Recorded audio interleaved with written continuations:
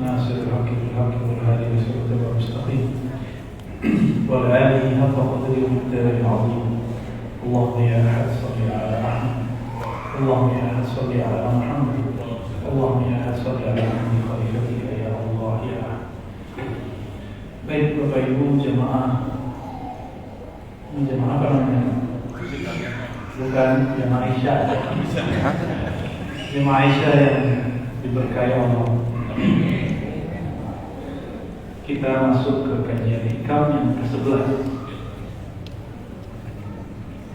Sebelumnya kalau Bu tadi sudah baca Al-Fatihah, sekarang Al-Fatihahnya kita khususkan untuk pengarang kitab ini, tentunya juga kepada baginda Nabi Muhammad SAW. Al-Fatihah.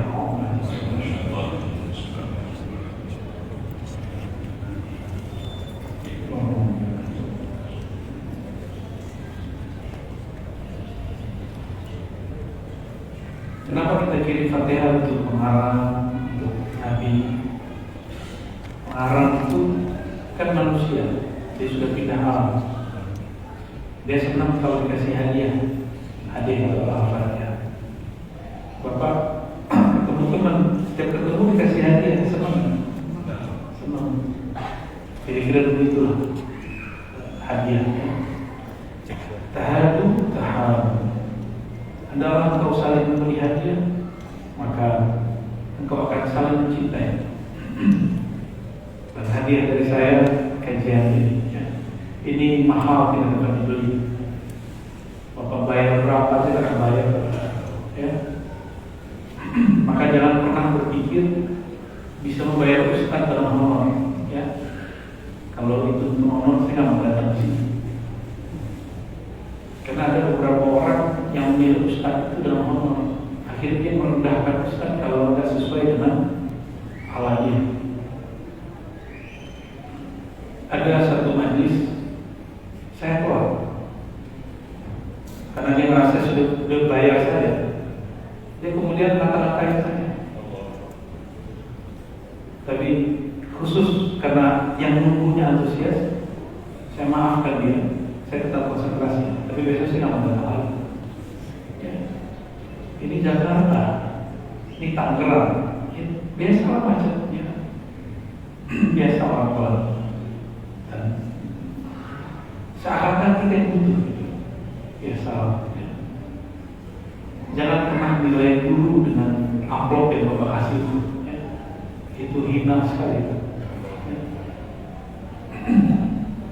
Maka jangan nilai orang dengan materi saja. Cuma karena tubuhnya masih ada materinya, dia pasti senang dikasih. Kita hargai dia. Jadi saya sedih jika itu terjadi. Ini Bapak ada yang anaknya di pesantren, ya? Jangan disamain anak pesantren sama anak sekolah biasa. Bapak boleh kritis di sekolah umum, tapi jaga adab kalau di pesantren. Kenapa saya ngomong begitu? Bapak naruh anak di pesantren, itu udah gak ngurus anak tuh. Yang ngurus siapa? Itu kewajiban kita loh, didik dia. Sekarang kita serahin ke dia. Maka tolong jangan sakiti hati guru di pesantren. Adapun kejadian orang yang perkosa anak kecil, itu kan bukan pesantren kan? Kan saya udah sering cerita tentang rumah tahfiz, boarding school, gak semuanya beneran, mereka bukan ustaz. Jadi tolong jangan sebut lagi dia pesantren, dia bukan orang pesantren, ya. Saya orang pesantren sekarang, ya. Gak ada di pesantren kita begitu. Saya ada kunjungan kemana-mana pesantren itu, gak ada pesantren begitu. Itu kan modus memanfaatkan anak yatim piatu. Pesantren ada begitu kan? Ada makan pesantren yang nemenin saya. Nggak ada begitu. Jadi tolong jangan sampai miring pandangan kita terhadap pesantren. Tapi beritakan begitu biar laku. Tulis Ustaz pesantren. Ya, seharusnya tidak ditulis sebagai Ustaz pesantren. Sebelum masuk, banyak yang pengen konfirmasi tentang Selamat Natal, ya. karena nanti tidak ada pertanyaan, sekarang aja yang saya sampaikan. Mungkin ada yang hadir sempat bingung. Bapak Ibu yang bukan Allah, jemaah yang dicintai Allah, saya ini bukan mufti, ya. Saya cuma menukil fatwa bahwa dalam masalah selamat Natal ulama kita berbeda pendapat. Karena Bapak Ibu ini kebanyakan literaturnya Indonesia, tahunya cuma ulama Indonesia, dikira mayoritas Indonesia itu mayoritas dunia, gitu. Saya cuma nukil fatwa dan saya menjelaskan perbedaan masing-masing fatwa. Itu tugas saya, menjelaskan. Tugas kami mencerdaskan umat, bukan membodohi umat dengan satu jalur pemikiran. Kenapa fatwa muncul begini? Kita jelaskan kronologinya, dalil-dalilnya, asbab-asbabnya, hujah-hujah mereka. Kenapa ada dalil yang begini, yang berbeda dengan yang pertama? Kita sebutkan ini alasannya. Persoalan yang sama karena dipandang dengan cara yang berbeda, hasil fatwanya berbeda. Ini contoh kasus. Membakar tulisan yang ada la ilaha illallahnya itu gimana Pak? Haram nggak? Haram apa boleh? Masih bilang boleh. Yang lain bilang haram. Haram kan? Penghinaan kan? Penghinaan kan? Kan beda pendapat kan? Maka orang yang bakarnya ceritanya, kamu bakar kalimat la ilaha illallah untuk menghinanya, atau kamu membakarnya untuk menghormatinya? Guru saya baru wafat, setiap bulan apa gitu ya, selesai khataman Quran, itu beliau membakar Quran. Guru apa punya syarat ke Rasulullah. Saya tanya, Abu ya, kenapa bakar? Itu kan tulisan ada nama Allah, supaya kamu nggak injek-injek, supaya orang nggak jadi itu untuk bungkusan itu disuruh, ya, biar nggak dibuang di tong sampah. Mana mending dibakar. Allah nggak tersakiti Pak, kita ngerusak, kita injak-injak nama Allah nggak sakit, yang sakit hati kekasih Allah. Gitu. Sama nih, ini kasus. Nah, jadi satu persoalan bisa dua fatwa. Jika niatnya menghina, kafir. Jika niatnya memuliakan, sama amalnya tapi niatnya beda. Dalam kasus ini kasus berbeda, cara pandang juga berbeda. Sebelum berfatwa, ada satu amal namanya tasawwur. Definisikan dulu apa yang mau difatwakan. Keberhasilan dalam mendefinisikan itu menentukan kevalidan fatwa. Saya bilang hotdog haram nggak? Definisi apa arti hotdog secara harfiah? Anjing hot. Anjing boleh nggak? Guru saya ada nggak mau makan bakso karena dia dengar dari temannya orang Cina bakso itu dari daging babi. Nah itu bakso di Cina atau bakso di Tikar ya. Bakso di kita, di Sunda, di Jawa, di Betawi beda. Namanya sama, namanya hotdog, tapi itu cuma nama. Saya kasih kasus lain, Mas. Nasi goreng setan. Itu haram nggak? Tunggu dulu, jangan bilang juga halal. Bahannya apa? Kalau bahannya halal, maka dia tidak haram, dia halal. Cuma namanya makruh. Namanya makruh. Nama ketoprak setan, nasi goreng setan. Ini ternyata kalau orang pedas setan loh. Definisi itu penting. Jika dimaksud hotdog itu anjing hot, haram. Tapi yang dimaksud bukan itu, maka definisinya harus jelas. Orang mengucapkan selamat Natal, ini definisinya apa? Dan saya menjelaskan dalam kajian-kajian yang lama itu kajian lama, bukan kajian terbaru. fatwa antara ulama Saudi, nggak usah Indonesia dulu, Saudi sama Mesir udah beda. Mesir punya institusi besar namanya Al-Azhar, kemudian ada lembaga fatwa namanya Darul Ifta, dan mereka sepakat mengatakan boleh. Bahkan kaget Pak, liberal gitu, liberal kan? Itu tempat kuliahnya ustadz-ustadz kita di Indonesia loh, LC emang.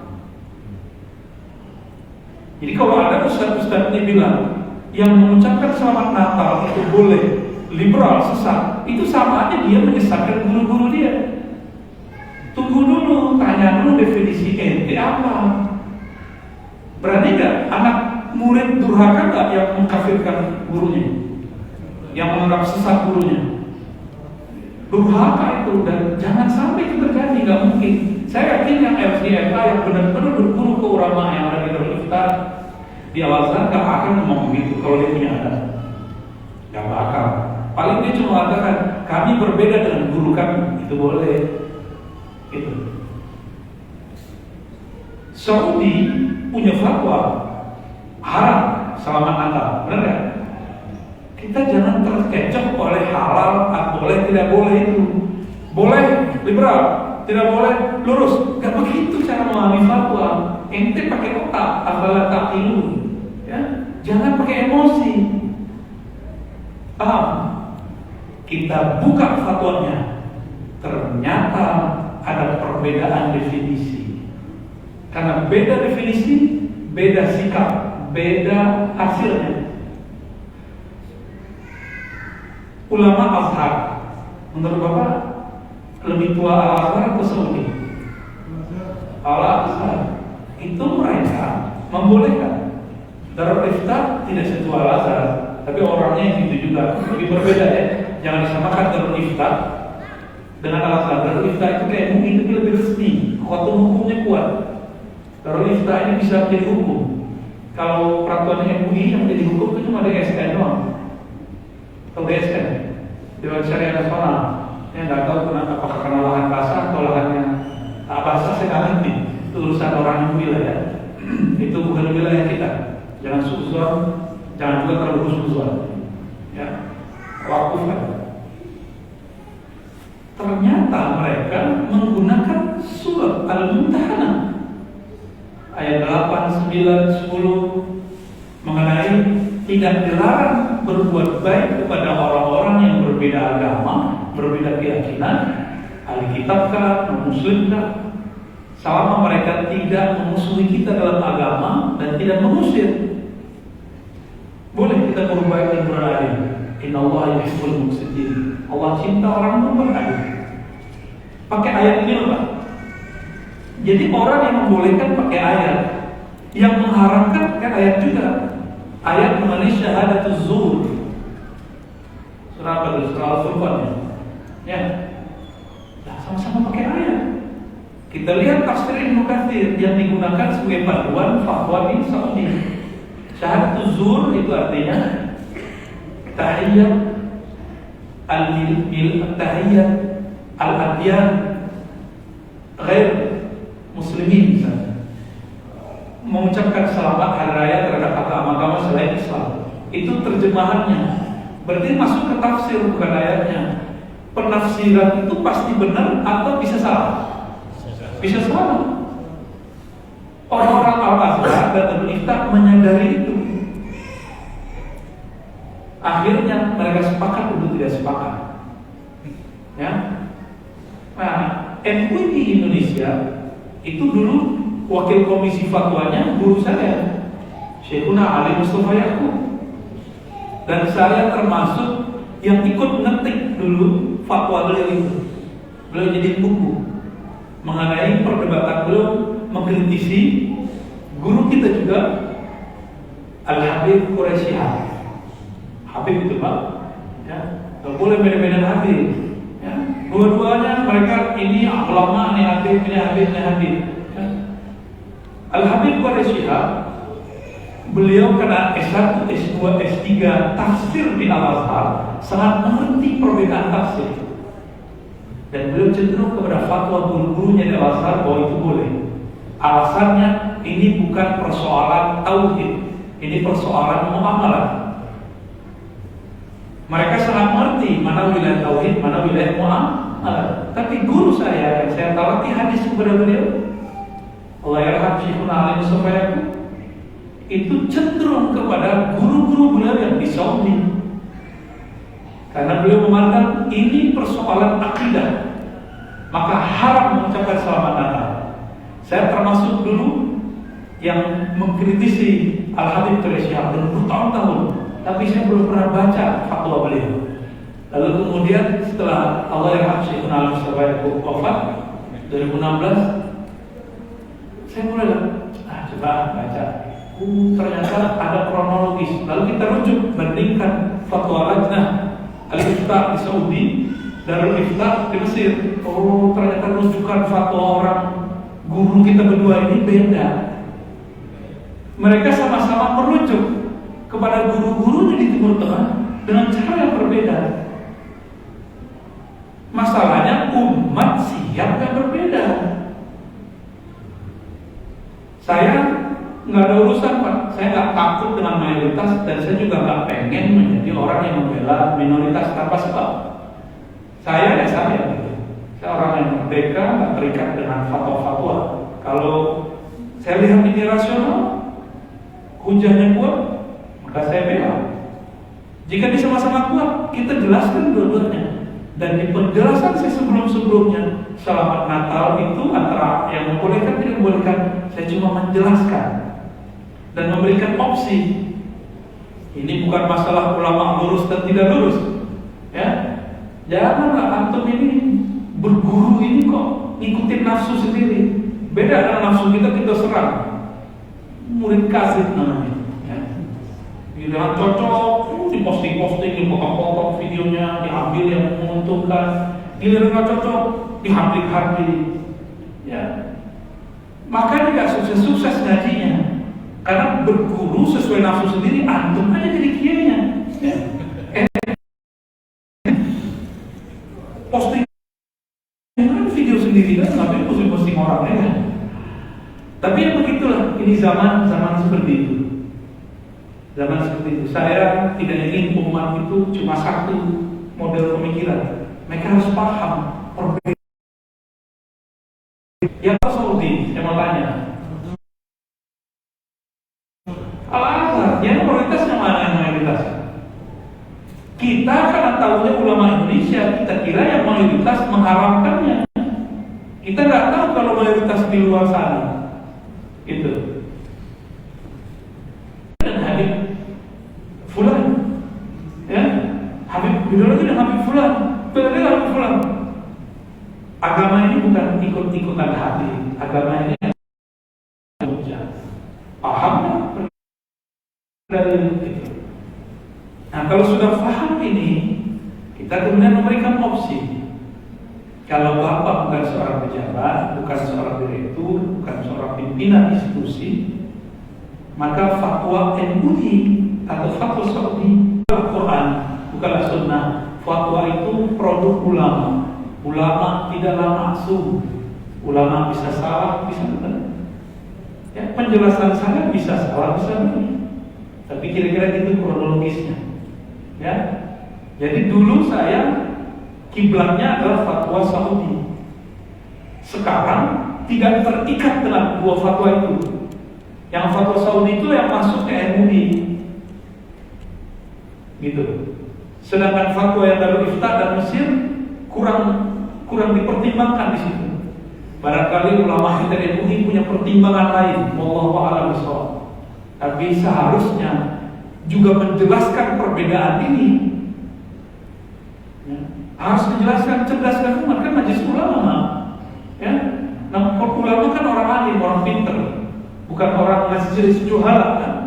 Bukan majelis orang-orang jahil, kan ulama.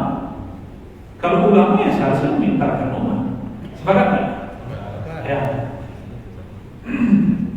Nanti nggak sepakat juga aneh gini aja. Baik. Iya. Nggak, ini tahun depan begitu lagi. Tahun depan begitu lagi. Kan videonya video lama yang putar-putar. Ya.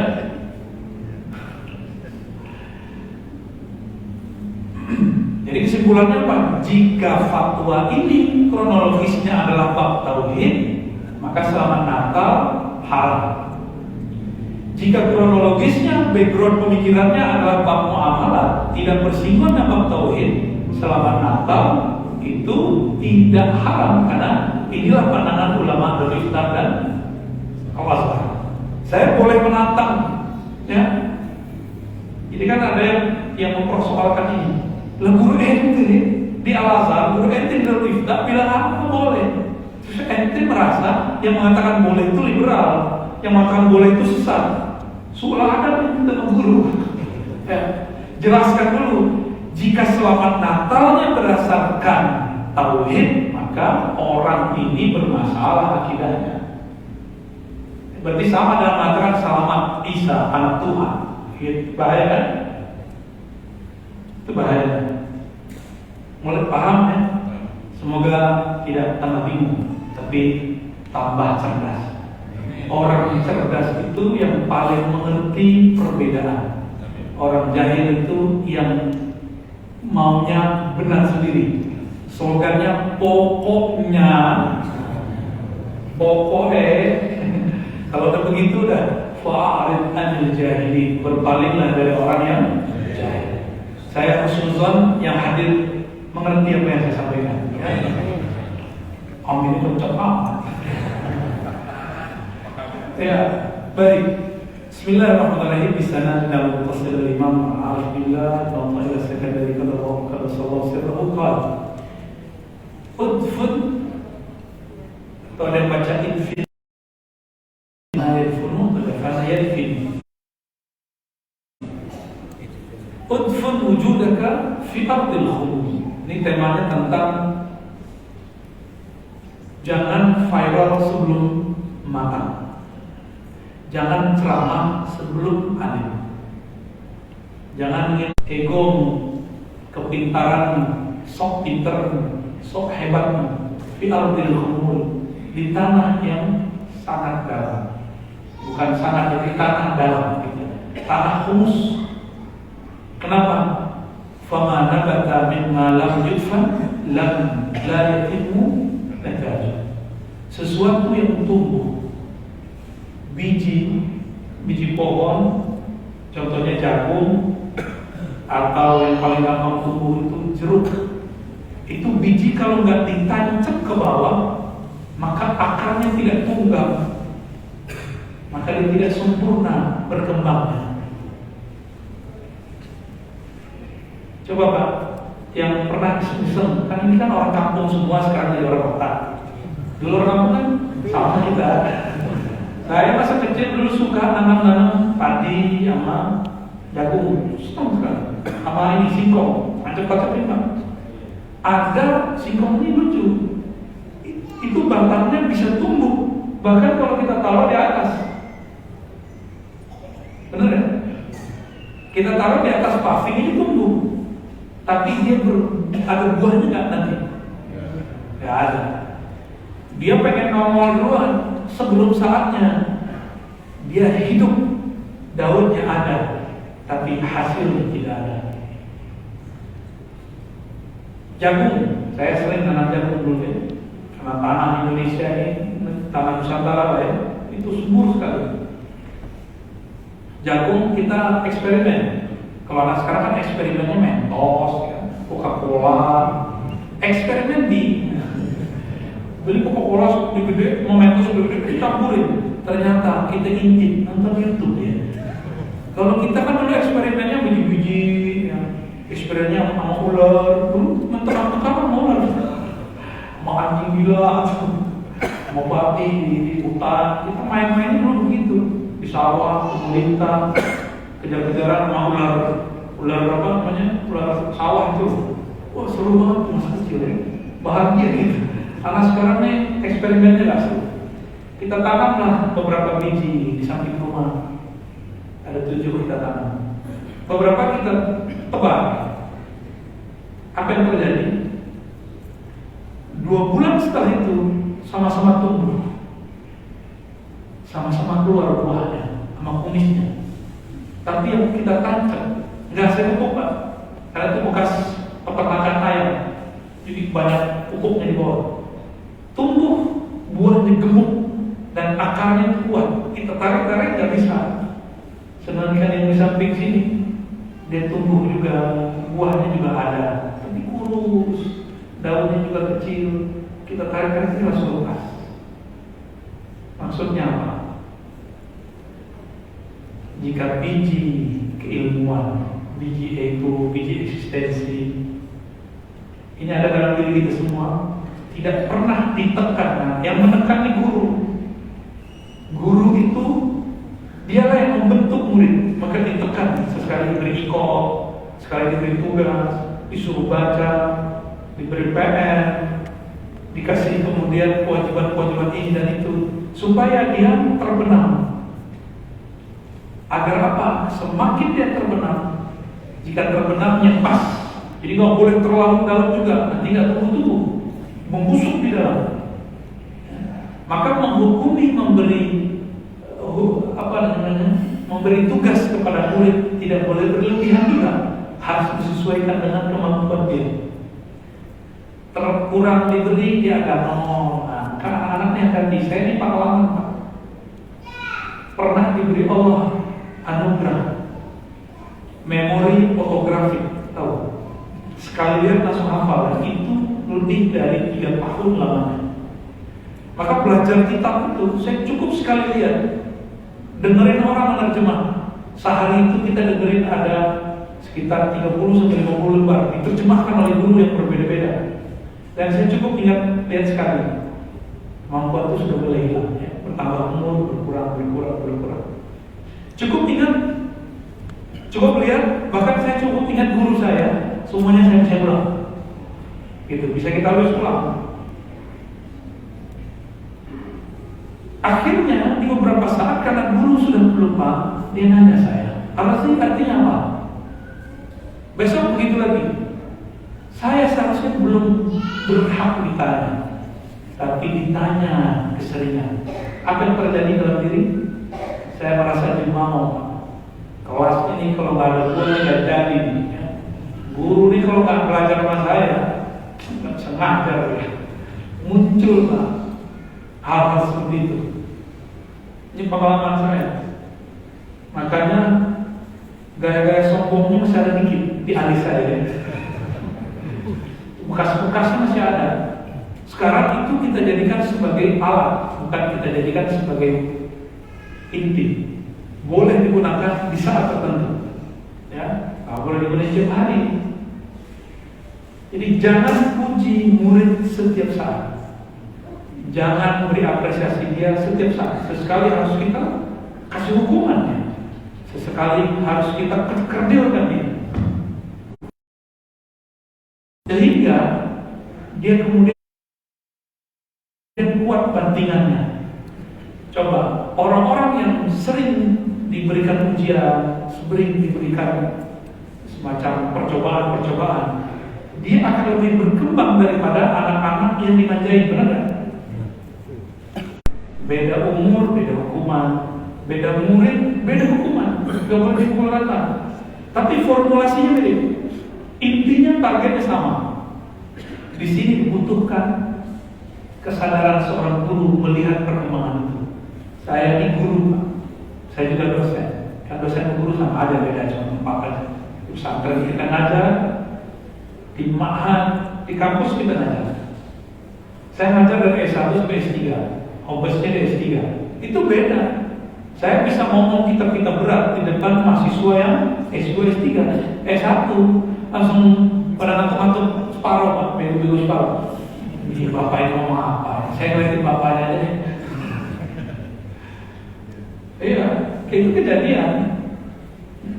Di belakang, gue salah masuk kelas kali ya. Saya ngomong begitu.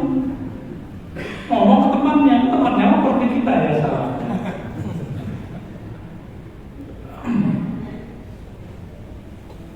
Jadi dibutuhkan kearifan seorang guru dalam mendidik, ya. Ini ada fenomena. Orang buat pesantren rumah hafiz, dia nggak hafiz. Jadi nggak terangkat. Bikin pesantren tapi bukan urusan pesantren, kecuali pesantren gila. urusan sampai sama pilar. Jadi Bapak punya duit, berbagi Pak. Serahkan harta kita yang mau kita sedekahkan kepada ahlinya. Jangan buat-buat sendiri. Mentang-mentang punya duit, gak percaya sama Ustaz, terus apa yang terjadi? Bangun-bangun pesantren sendiri, terus kasih logo. Agak kayak ubah-ubah dikit kayak pesantren. Rumah tahfiz, Pak, Nikmah Japos. Kita gak percaya sama Ustaz, taruh dia sabotase. Kita aja maju. Bapak lah yang jadi ngajar guru tahfiz. Ya salah, ya 8 tahun gak ada hasilnya. Kabur. Sudah lihat ada Gus Fulan, tidak tamatan Timur Tengah, tapi Profesor Dr. LCMA merujuk dia. Bahkan Pak Quraisy kagum kepada dia. Ya, ini kok tidak? Ada dulu Ustaz ahli zikir, nggak apa-apa mana-mana. Bahkan di pesantren aja dikeluarin. Tapi dia ahli zikir. Allah kalau mau mengangkat seseorang tidak perlu tamatan mana-mana. Maka kepada adik-adik yang santri yang lagi jadi mahasiswa, dimanapun antum belajar, tidak usah mendewakan, menuhankan gelar atau menuhankan, maaf ya, obsesi kepada saya tamatan ini, saya tamatan itu. Yang penting, yang penting itu nanti hasil yang kamu dapatkan. Ya? Karena lidah ini butuh manja rasa, dimanjakan rasa. Akal ini membutuhkan dimanjakan dengan dalil-dalil. Qalbu membutuhkan manja, dimanjakan dengan zauq, azkar, asrar, rahasia-rahasia. Ruh kita dimanjakan dengan ma'rifat. Dan Tuhan di sini, Tuhan di sana sama. Allah di Jakarta, Allah di Hadramaut, Allah di Kairo, Allah di Suriah, Allah di Maroko, Allah di Eropa, Allah di Amerika, Allah di Papua, Allah di Australia. Sama nggak? Sama. Quran di sini di sana sama nggak?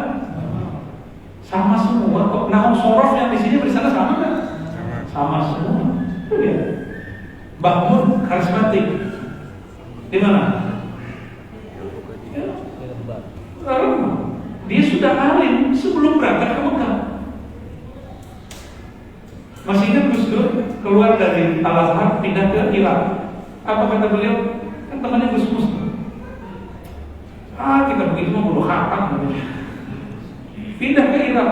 Dan di Irak ada yang sudah sedikit, tapi beliau pun bosan juga. Akhirnya beliau, saya dengar dari sahabatnya banyak yang nonton. Karena kitab-kitab yang diajarkan kalau kita lakukan semuanya dia sudah baca dan hafal. Gus Dur, jatuhnya begitu, itu Gus Dur. Cucunya wali, Hadratus Syekh Hasim. Maka Bapak Ibu Saudara sahabat Allah, jangan tersilaukan oleh label dan branding.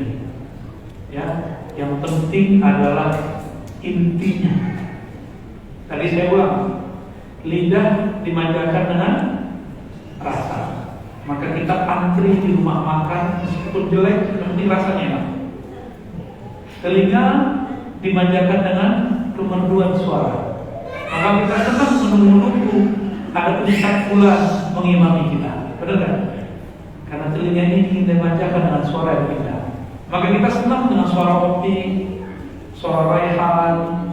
Ya, dulu ada senada ya. Kita senang dengan kalau umuran Bapak Romai apa ya? Your song, your age.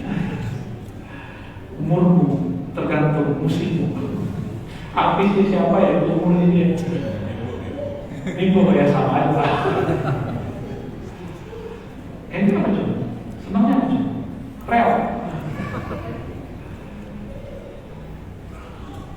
Maka saya berpesan lagi, tolong kalau masukin anak pesantren, percayakan. Kalau perlu ada kontrak kalau kita dengan guru. Kiai, Pak Kiai, saya serahkan anak saya, tolong dididik sesuai sunnah Rasulullah SAW sehingga menjadi seandainya pakai atau bahkan lebih baik. Dulu kami begitu Pak kalau belajar. Ya. Kalau enggak kita berkawan ke guru, orang tua kita nggak ada, kita yang berkawan. Kalau kita sudah dewasa kita kan Pak Kiai, Pak Ustaz, Syekh, Buya, tolong terima saya jadi murid, tegur saya kalau salah. Gitu. Ada penyerahan kontrak belajar begitu. Dulu orang sekarang kita pintar, ya. Guru aja dijuliin sama dia. Guru bisa dinilai sama dia, berarti dia lebih pintar dari guru kan? Kan yang boleh jadi juri siapa? Yang lebih expert daripada yang diuji. Imam Bukhari keras sekali terhadap murid yang suka menilai-nilai gurunya. Apa kata beliau? Itu murid kurang ajar. Masa berani menghakimi gurunya, membanding-bandingkan gurunya. Tak usah. Tolong jangan banding-bandingkan gurunya. Oke. Nah, kesimpulan dari hikmah ini adalah jika ingin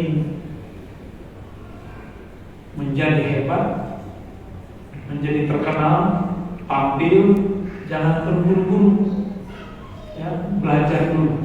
Maka kepada para mu'alaf, antum kalau mu'alaf dulu misalnya makan beta, aktivis apa gereja, jangan jadi ustaz dulu, cukup jadi kristolog.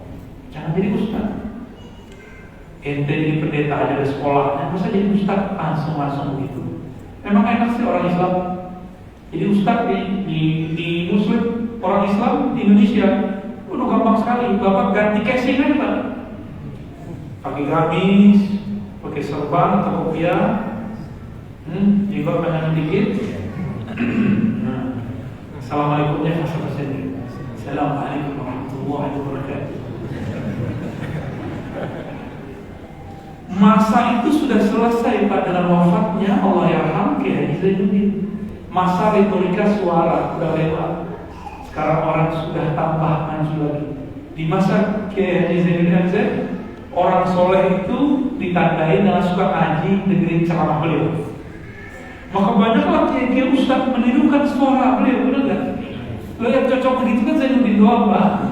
Di luar Zainuddin ya Zainuddinan. Ya, nggak cocok, cuma dia yang cocok begitu. Jadi jangan, nggak usah tiru gaya orang. Jadi dirimu sendiri aja. Ya, Allah itu kan nggak akan memplagiasi nikmat, karena nikmat Allah itu terlalu banyak. Beda wadah akan beda hasilnya. Ya, nggak usah jauh-jauh Pak. Saya akan keliling, saya senang durian. Dulu waktu masih remaja. Itu durian bisa separuh bodi itu habis sama saya sendiri. Dulu kalau sekarang gua aja udah gempor ya. Kita muter durian Jawa, durian Bogor, durian Pontianak, durian Kalimantan, beda rasanya, beda tanah, bijinya sama. Kita bawa biji dari Kalimantan, tanam di Bogor, beda hasilnya. Jadi tanah tempat tumbuh itu juga mempengaruhi. Ya, tumbuhnya sama, di sini tumbuh, di sana tumbuh, tapi akan berbeda. Durian kampung sama durian montong, Bapak pilih mana? Montong. Rasanya. Gede durian montong, rasanya gimana? Tetap kampung walaupun bijinya gede-gede. Norak kan? Tapi begitulah. Rasa nggak bisa dibohongi. Nggak usah jauh-jauh deh. Ayam ternak sama ayam kampung enak-enak. Durian montong itu boleh saya sebut durian ternak lah. Gemuk-gemuk, tapi rasanya nggak selegit yang kampung, yang berubah-ubah, ya. Kira-kira begitu, ya. Yang dimanjain rasanya beda. Yang dibebasin, saya ini nyantrinya telat, lebih lama Sidi Musa nyantri daripada saya. Tapi saya santri kalau sama lulusan pesantren kilat. Tapi nyantri kalau kitab yang dikaji sama dengan yang dikaji di pesantren. Bedanya yang pertama saya ngaji, saya bukan ngaji hijaunya dulu, saya langsung ngaji hikam. Aneh kan? Orang ngaji ujungnya, dulu saya langsung ngaji nikah, langsung baca praktek. Tapi karena ngajinya tidak diwajibkan, saya yang mengejar gurunya. Karena saya mengejar guru, keberkahan yang beda dengan santri yang dicokin, diwajibin, dia terpaksa menerima. Kalau saya membuka hati, hasilnya beda. Jadi yang dimanjain, yang dicekokin, itu beda. Tapi ada yang luar biasa. Ada yang dicekokin, dia rela dan dia terima dicekokin. Hasilnya sudahlah gemuk, sudahlah tebal, sudahlah enak. Dia juga tumbuh di tempat yang tertib, lebih enak daripada yang tumbuh di luar. Lebih tebal daripada yang tumbuh di luar. Ada yang begitu. Nah inilah nanti yang dia menjadi kanzun min kunuzil ulum, min kunuzil ma'arif, ya. Dia akan menjadi perbendaharaan ma'rifat. Dia bisa menjelaskan apa saja insya Allah. Dan yang paling penting tadi, jika masakan itu berbeda rasanya karena berbeda ahli masaknya, maka Bapak jangan salah-salah naruh anak. Ya, pastikan anak kita dididik oleh guru yang tanggung jawab, yang diahli. Gurunya wali, muridnya wali. Gurunya pendakwah, muridnya pendakwah. Gurunya fikih, muridnya fikih. Gurunya suka sholawatan, murid suka sholawatan. Gurunya suka bentak-bentak, murid suka bentak-bentak. Gurunya penyayang, muridnya penyayang. Gurunya politisi, muridnya politisi. Gurunya sufi, muridnya sufi. Gurunya falak, muridnya falak. Udah gitu aja. Gurunya ahli Quran, muridnya ahli Quran. Tinggal dipilih menu-menunya mana yang akan kita pilih. Ya. Oke. 29. Satu lagi ya. Ma'ana fa'al qalba syai'un mislu uzlatin yadkhulu biha maidan fikra. Tidaklah bermanfaat bagi kalbu melebihi sesuatu yang disebut uzlah. Jadi ada program, ada kurikulum dalam ilmu tarekat, dalam ilmu kalbu, namanya uzlah. Uzlah itu menghindari keramaian, masuk ke dalam keheningan dan kesunyian. Maka ini akan membuat kalbunya cepat mencapai hasilnya. Jadi Bapak ini kalau punya amalan dikasih guru, lalu kita uzlahkan, tinggalkan aktivitas sebentar lalu kita amalkan, akan lebih cepat daripada orang yang nyambi-nyambi. Mau usul kepada Allah kok nyambi, ya akhirnya usulnya juga nyambi-nyambi dikit-dikit. Orang yang kuliahnya 2, hasilnya gimana? Kita lihat yang mana yang dia paling fokus pasti jadi itu paling bagus. Tapi ada yang bingung, saya mau masuk ini, akhirnya dua-duanya dia nggak paham. Ada orang yang bekerja nyambinya kuliah, hasilnya gimana? Kerjaannya nggak matang, kuliahnya nggak oke. Gitu.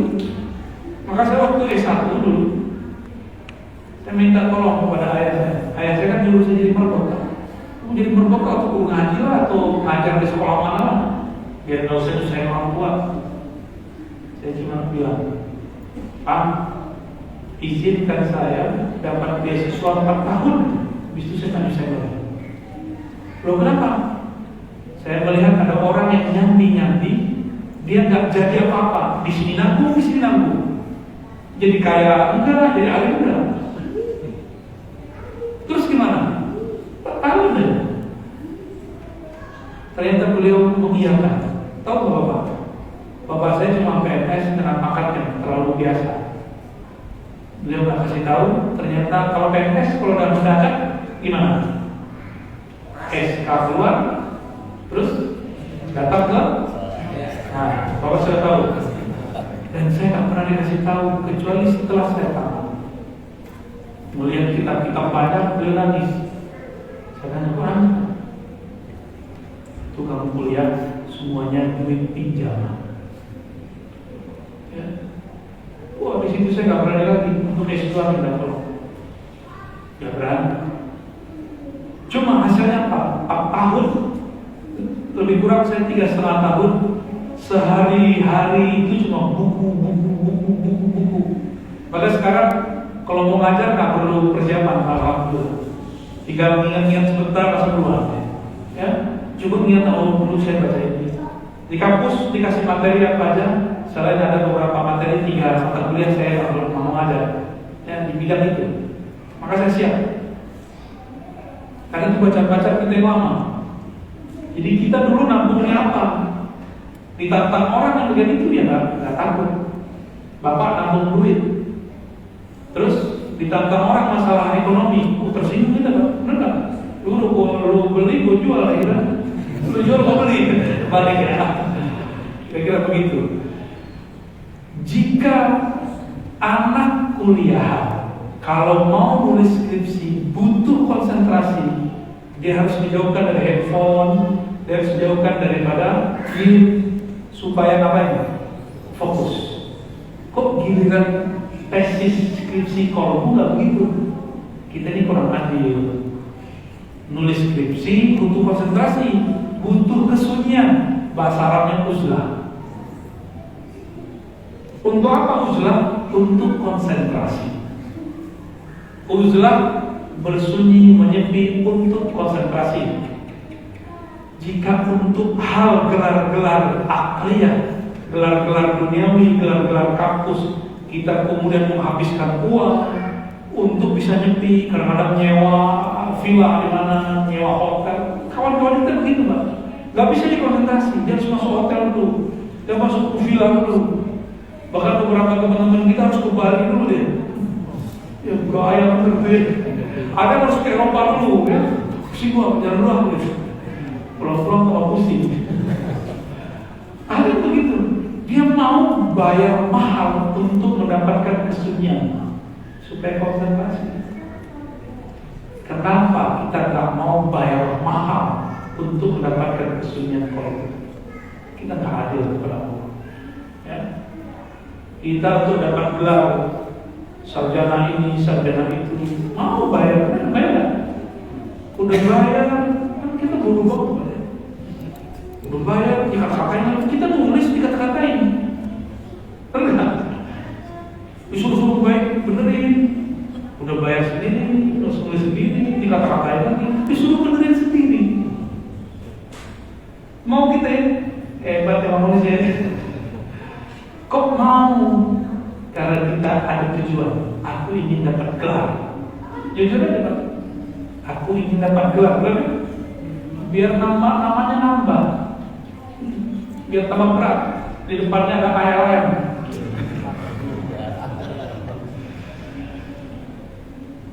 Maksud saya menjelaskan ini dengan analog tadi. Mari kita juga mempunyai ruang yang sunyi, sepi untuk merawat kolom, untuk menghasilkan skripsi kolom, tesis kolom, disertasi kolom yang isinya tentang rahasia, ma'rifat, zikir-zikir, latihan-latihan rohani. Ya, saya mau tanya terakhir Pak, skripsian itu bimbingnya ada, butuh latihan nggak nulis? Apakah orang masuk kuliah langsung nulis? Dia butuh dilatih 3,5 tahun baru bisa nulis. Anak-anak sekarang masuk ke bapak ini nggak sabaran. Ketemu saya langsung minta talqin. Kita lihat dulu, ini orang udah lama belum ngikutin wali. Kalau udah lama ngikutin wali, mursyid, kita langsung talqin. Ini kan baru ngikutin jurus. Nggak sabaran. Banyak orang beragama itu dengan nafsunya, nggak ngikutin metodologi gurunya, tapi dia punya metodologi sendiri. Angkuh sekali, ego sekali. Ya. Nah, jika untuk dapat gelar-gelar duniawi, untuk membimbing skripsi, untuk membimbing tesis, dikata-katain, disuruh perbaiki, maka untuk mendapatkan rahasia-rahasia dalam kolom harus ikutin modelnya dia. Bimbingan dia, kritik dia, disuruh perbaiki. disuruh mengamalkan, amalkan. Gitu. Jangan mentok, saya kan ketemu sama dosennya. Saya nggak usah buat deh. Emang bisa gitu, Pak? Ada nggak yang pernah dekat sama dosen? Jadi nggak skripsi? Nggak ada. Di ujung zaman dulu ada teman saya wisuda, taman skripsi ada.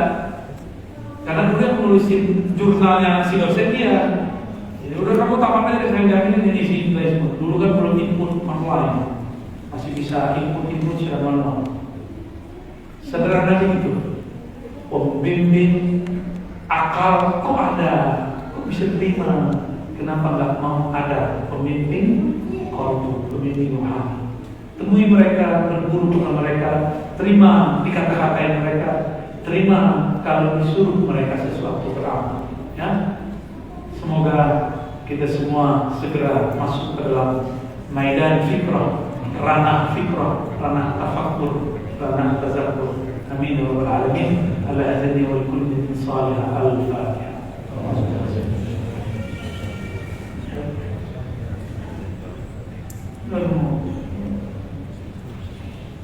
Ya baik Bapak Ibu, mohon maaf seperti yang disampaikan tadi tidak ada pertanyaan ya.